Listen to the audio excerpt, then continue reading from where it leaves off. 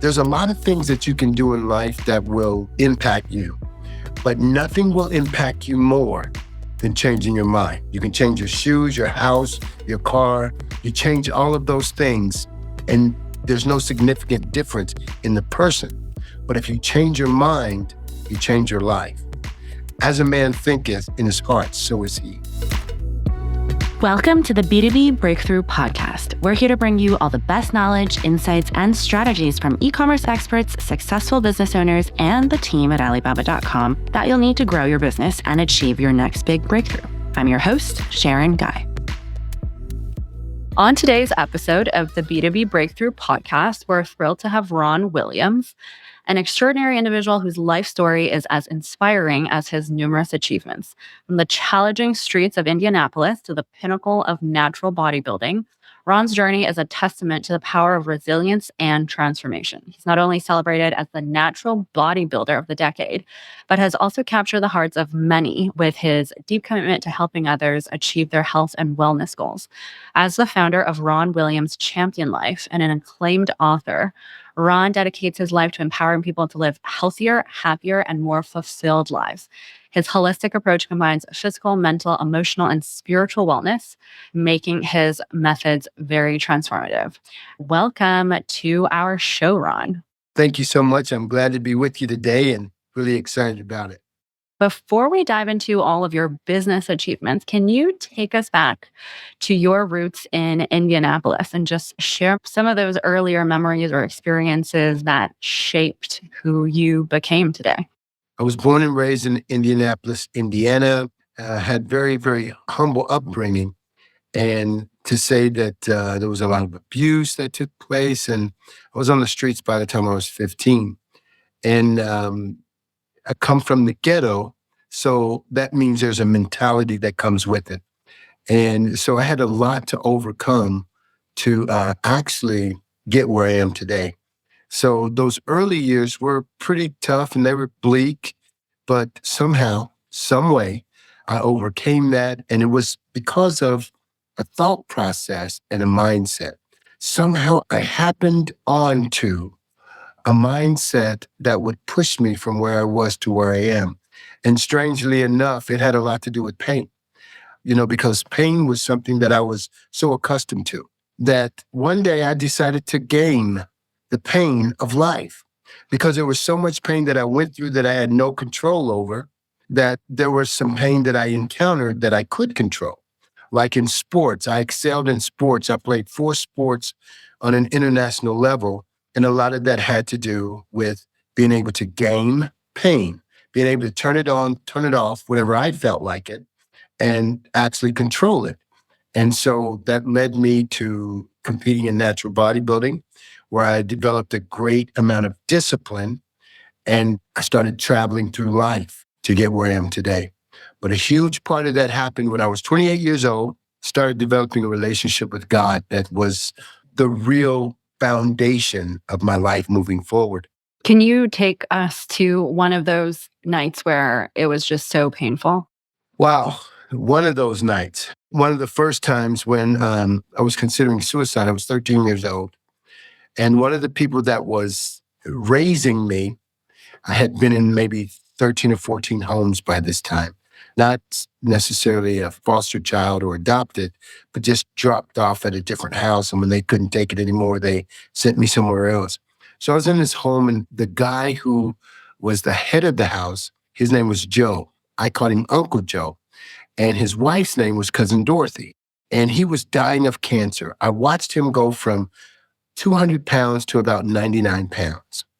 And he had a seizure right before he left us. And as he was having this seizure, his eyes rolled back in his head, looked like he was swallowing his tongue.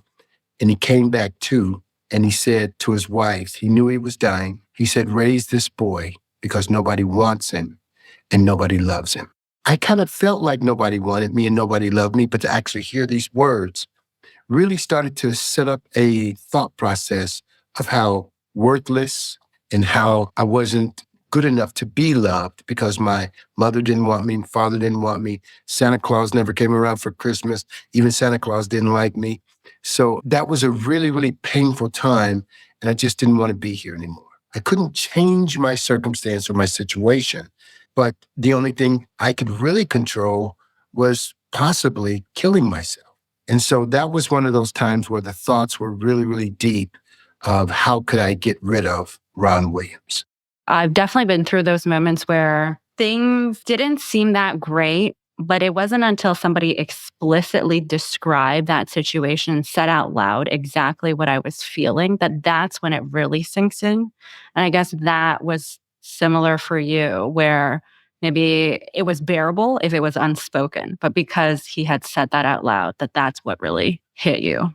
Solidified the situation. I went into survival mode. How do I just survive? How do you think that shaped your personality and just way that you would respond to things growing up?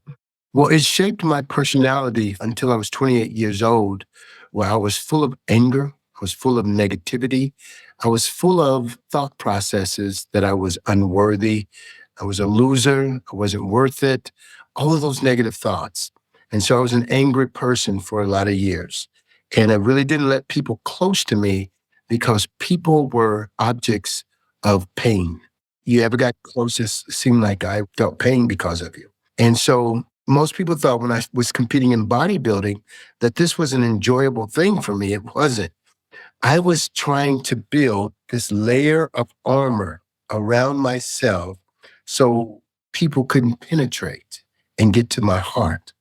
This little gentle, tender boy was inside, but filled with pain, trying to protect himself by a persona. Bodybuilding was sort of the thing that also saved you? Or did the negativity disappear eventually? Did all that anger disappear eventually? What I call it, and I speak about this quite often, I had what you call PTSD. And then that turned into PTSG, which is growth. I used the pain that I went through in my childhood, I used that to catapult me forward. All of those things that they told me, you're not good enough, you're never going to be this, you're never going to be that. I used that as fuel to make me better. So I excelled in 4 different sports because of it. I began to gain the pain that I was going through. And if I could endure more pain than the next person, then I could win. And the world loves a winner. So that was my obsession, to be number one in every sport that I played. And then at some point in time, when I was 18, when I first started in natural bodybuilding, and again, I began to challenge myself with the nutrition part of it. I began to challenge myself with the physical part of it. I would find out what the next person did, and I would do 3 times more than they did. And that would put me over the top as the winner. So I began to gain the pain. But yeah, the pain that I went through became a catalyst and a foundation. It taught me endurance. It taught me how to burn the candle at both ends. But in the beginning, it was just really, really negative. When I would win a competition, most people would go out and celebrate. I would go and train. You would want to train even harder to get to the next title. Well, more than that, if I won, it means I've got a mark on my back. Everybody's after me. It's like a rat race too, because there's always something better or higher to strive for. And because it's endless, it's hard to find that fulfillment. That's true. That's absolutely right. Was there a mentor or a guide or someone who had helped you or who taught you about the gaming, the pain part, or was that through your own revelations? Yeah, I was running through my own experience, and I thought everybody did that. I mean, I thought everybody visualized. I had this ability to visualize. And there was a couple of things. One is the pain. The other one is visualization. With the visualization, I loved visualization. I thought everybody did it. And the reason why I say that is things look better for me with my eyes closed than they did with my eyes open. With my eyes open, I saw reality. But when I closed my eyes, I can make my own world. I can make my own outcome. And I began to see myself overcoming and winning, and then figuring out what it required to accomplish what I saw when my eyes were closed. It's like manifest destiny, kind of, where you imagine first how you'll win. And then because you've imagined so much of it, you eventually win. Sharon, this was so vivid. I mean, I would picture myself walking the night before a competition. I always get there at least 2 days early, and I would walk across the stage that I was going to compete on. And everything that I saw a year ago, I would live it. So I close my eyes and I see myself on the stage. I can smell the air. I can feel the breeze on my skin. I can see the crowd screaming, saying, "Ron Williams." I could see them giving me the check for winning. I mean, I could see it all. I could see them raising my hand, and everything that I saw a year prior, I would watch it come to pass. That's how clear it was. From what I understand, you're also a motivational speaker. Yes. What do most people come to you for the speaking part? Like, what is your message to most of your audience? That there's a resilience inside of each one of us. We have to tap into it. The way we came into the world was resilience. We may not realize this, but there are over 4 million sperm cells that fight to reach the egg that actually produces who you are. And as they go through this journey to get to that egg, all of them fail except one. And that one is who you are. So there's a sense of resilience inside of you. We just have to tap into it. It's already there. And many of us just don't know it. And I want to motivate people to say that there's more. This is what you're facing right now is not all to be had. That this is only for a moment in time. With the right mindset, you can change your life. There's a lot of things that you can do in life that will impact you. But nothing will impact you more than changing your mind. You can change your shoes, your house, your car. You change all of those things, and there's no significant difference in the person. But if you change your mind, you change your life. As a man thinketh in his heart, so is he. Is there a easier way to break that down? Because changing our mindset, that you could also argue to be the hardest thing to change. It's easy to change shoes. It's easy to change houses. It's easy to change something that's physical. But mindset, if you always thought in a certain pattern, your knee-jerk reaction is to do that one. So like, what's the thing that you would advise somebody to do to change someone's mindset? Sharon, that is a deep question. With your mind, you have your brain, which is the hardware, and you have your mind, which is the software. We can believe one thing in our conscious mind, but it not be certain in our belief system, because the belief system is in our subconscious mind. So we've got to get to the subconscious mind and change what's in the subconscious mind, but we don't do it without changing our conscious mind first. The way you change your thought is to invoke a more powerful thought that's bigger and stronger than the previous thought. So we have to consciously look at what our conscious thoughts are, look at where we are, what we want to be different, and begin to change our conscious mind. So if I have a situation in my life that is horrendous and I gather a new thought that I become passionate about, I begin to meditate on it. I dream about it. I pray over it. I study it. And I get that thing in my mind. And whatever you think about the most is what's going to penetrate into the subconscious. So I have to meditate and think about it.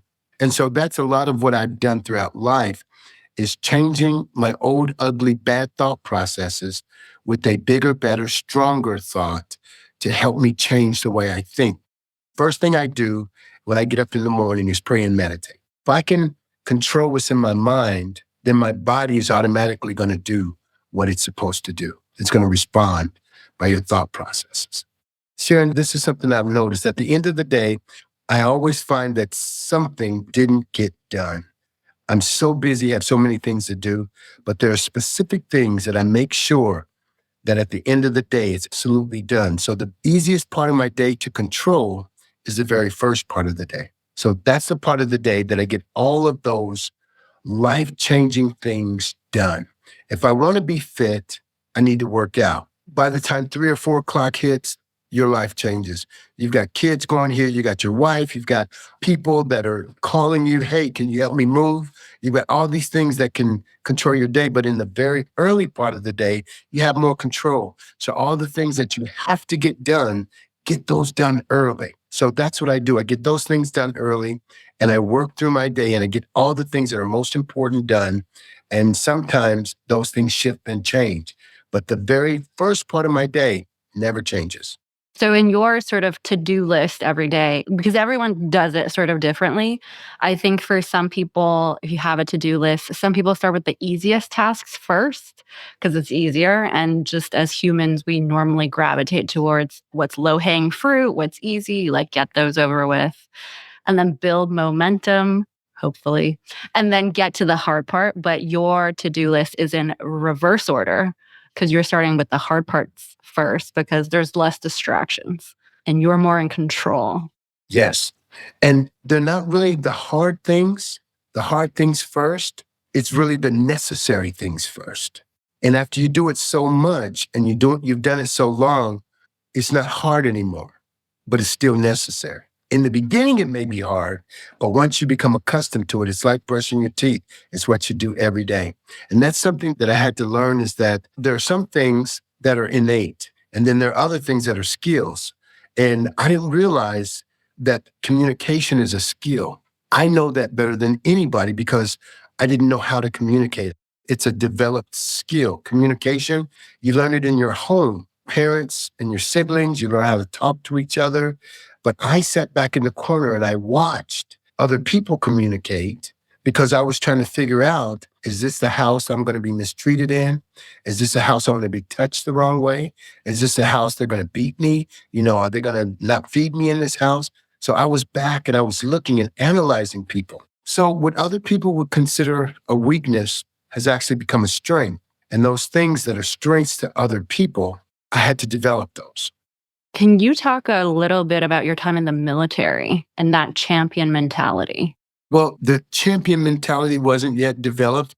I was on the Army boxing team. And the way I got on the Army boxing team is I would fight all the time. And they told me, if you fight one more time, we're going to send you down to the boxing team and let them beat up on you. Well, they sent me down to the boxing team. And my boxing coach said to me, after training, have you ever considered bodybuilding? So I went about 200 miles from where I was stationed, competed in my first competition as a teenager, and I was competing against people who had been competing for years, and I won. I looked at the pictures, and I was clearly better than the other guys, but I didn't know that I was better than them because I had a dysphoria. I didn't see myself for what I really was, but only in the pictures. I thought they felt so sorry for me that they gave it to me, but I really was better than the other guys. Then I started training really, really hard to redeem myself, let all the other sports go, and just started focusing on competing in bodybuilding. And my goal at that point was to be Mr. Universe. Is that the ultimate title? Yes. So I won the Mr. Universe 7 times, won the Mr. Olympia 7 times, and won the Mr. World 7 times. And now do you believe it? I believe I was pretty good. Now I've trained my son and he has his professional bodybuilding card now and he's taken over.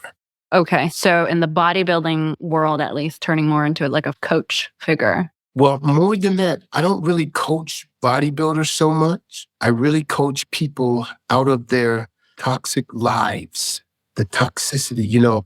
We have toxins in our foods, we have toxins in relationship, and we have toxins in our spiritual life. There's a law that comes with toxins.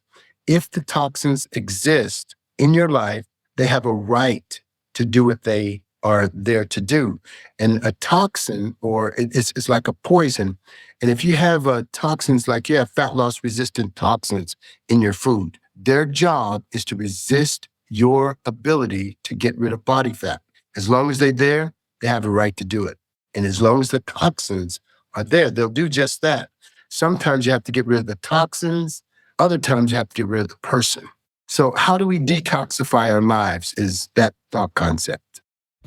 I want to take a minute to talk about Alibaba Guaranteed. Sourcing can be long and complicated, but we're making it as easy as everyday online shopping with Alibaba Guaranteed, a selection of stock and customizable products with on-time delivery and money back for order issues, all guaranteed by Alibaba.com.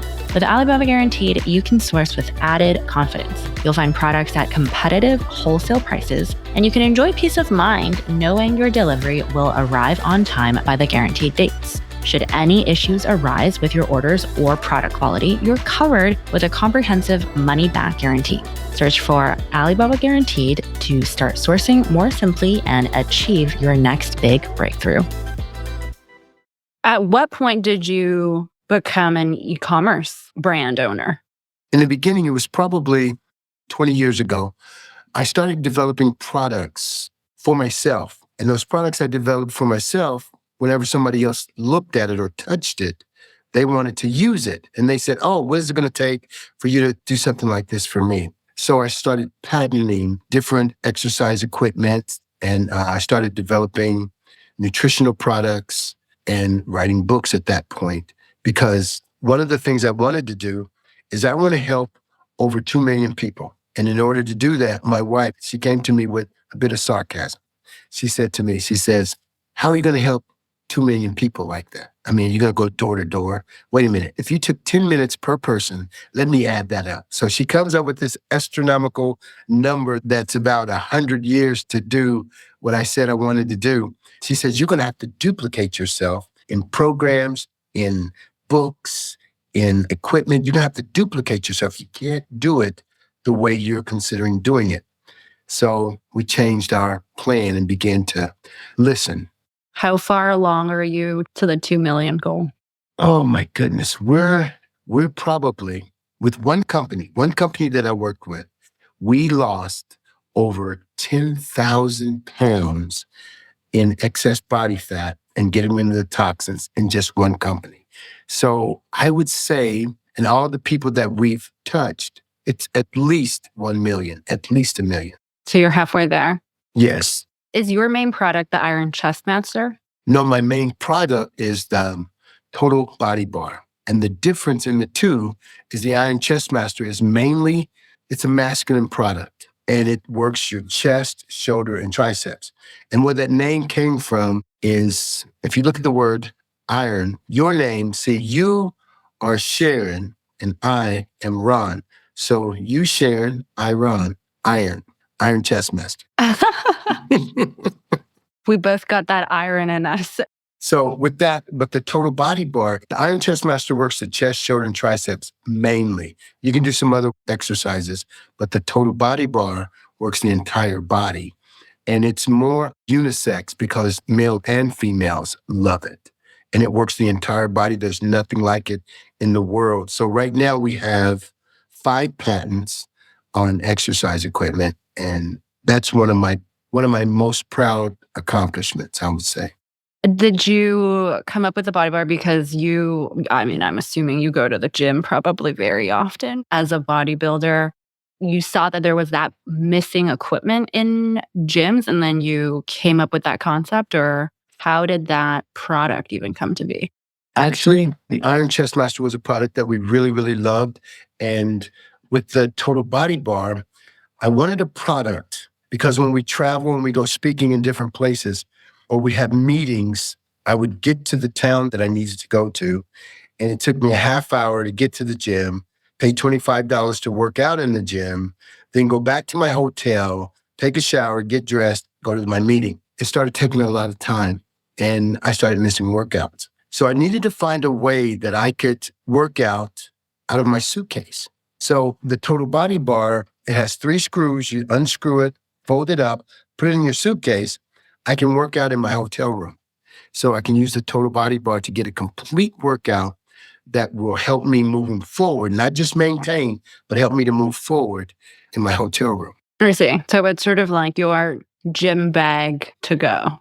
Gym in a bag. That's right. And you don't have to check it. That's right. Like it could be a carry-on because it's that small when you fold it up. I travel a lot too, and I have the exact same problem as you, which is my gym routine would break down if I were to go traveling. And I guess that's probably common for a lot of people who are moving around all the time. When you were building this product, did you find the manufacturer on Alibaba.com, or did you hire a firm to design and create this product for you? Or what did that process look like? What's really weird is with me, every time I create a product, it's a working prototype. And the guys who I work with, they say, man, we've never seen a complete prototype that you can actually use right now. All we do is put the bells and whistles on it. So I create the product and I put it together. I do everything to the product and it's a working product. I have the first prototype, the second prototype. But yeah, we work through Alibaba.com in sourcing. And now we're going to do something a little different with Alibaba, where they're going to help us go into a deeper level of sourcing the best type of material to use for the product so we can benefit financially. Because when we overbuild the product, then there's a cost that comes with it. But if we can get the best material for that specific product, then it's not overbuilt, and that'll save us. And even if it saves pennies, that makes a big difference in the long haul. Absolutely. Margins is so important in the e-commerce game to be profitable. To a certain point, it's sort of the make or break of how long this brand can last. But in addition to that hardware portion, you also went into supplements. What is the grounding sort of differentiator to your brand and what it's offering? One is I only have 3 supplements, and these 3 supplements I've had for over 20 years.